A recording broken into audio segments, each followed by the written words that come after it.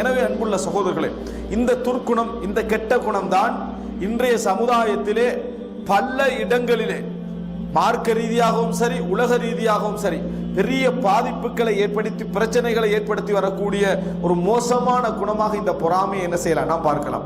பொறாமையை ஒருவர் அப்ளை பண்ணுவதற்கு, பொறாமையை அவர் வெளிக்கொண்டு வருவதற்கு, அந்த பொறாமையை சாதித்துக் கொள்வதற்கு மார்க்கத்தை கூட என்ன செய்வார்கள், உபயோகப்படுத்துவார். மார்க்கத்தை கூட, மார்க்கத்துடைய பொருள். ஏன்னா பொறாமையை நேரடியாக நான் இவர் மீது பொறாமைப்படுகிறேன், அதனால் இவரை தலைமை பதவியிலிருந்து நீக்குங்கன்னு யாரா நீக்குவாங்களா? நீக்க மாட்டாங்க. நான் இவர் மீது பொறாமைப்படுகிறேன், அதனால இவரை என்ன செய்ய வேண்டாம், நீங்கள் பயன்படுத்த வேண்டாம் அப்படி என்று சொன்னால் யாரா பயன்படுத்துவார்களா? யாரா பயன்படுத்தாமல் இருப்பார்களா? இல்லை. அதனால் அதுக்கு ஒரு வடிவத்தை என்ன செய்வார்கள், கொடுப்பார்கள். அந்த வடிவம் தான் அவரது பொறாமையை அவர் நடைமுறைப்படுத்திக் கொள்ளக்கூடிய சந்தர்ப்பம்.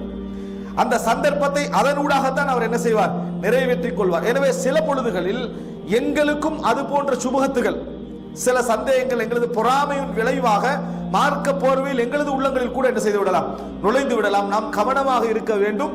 நாம் சரியான இடத்தில் இருக்கிறோமா, சரியான தீர்வை எடுக்கிறோமா, அல்லது எங்கள் உள்ளத்துடைய மோசமான நிலையின் காரணமாக நாம் என்ன இந்த முடிவுகளை எடுக்கிறோமா? பாருங்கள், ஒவ்வொரு உரையின் பொழுதும் நாம் பேசக்கூடிய இந்த வார்த்தையிலே ஆரம்பமாக என்ன சொல்கிறோம், அதாவது எங்களது உள்ளங்களுடைய தீங்கை விட்டும், எங்களது மின் ஷுரூரி அன்ஃபுஸினா, அதாவது எங்களது உள்ளத்துடைய தீங்குகள் இருக்கிறதே, இதுல இருந்தும் நாம் என்ன செய்கிறோம், பாதுகாவல் தேடுகிறோம் என்று ஒரு வார்த்தையை நாம் என்ன செய்கிறோம் சொல்றோம். காரணம், எங்களுக்கு தெரியாமலே எங்களது உள்ளத்தை அதை என்ன செய்யும், பொறாமையின் பக்கம் வழி நடத்துவதற்கான நிறைய வாய்ப்பு இருக்கிறது.